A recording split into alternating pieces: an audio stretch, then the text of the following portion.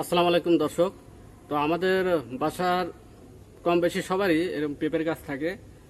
তো পেঁপের গাছে দেখবেন একটা ডগাতে প্রায় 3, 4, 5টা পর্যন্ত পেঁপে থাকতে পারে।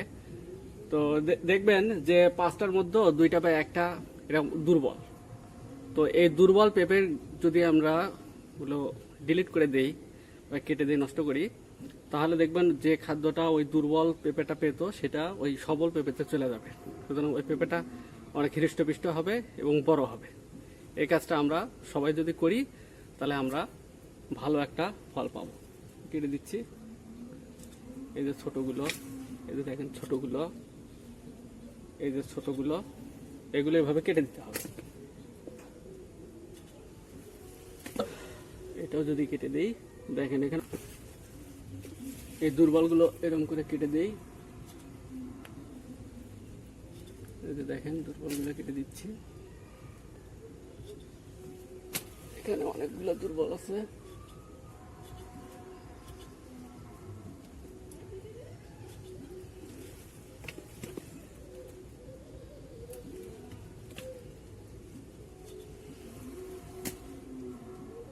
এটাও দুর্বল।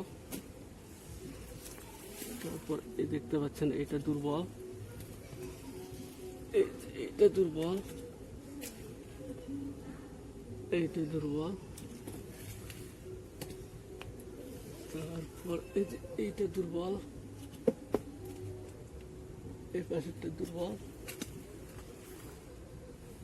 এইটা দুর্বল, এই পাশেরটাও দুর্বল।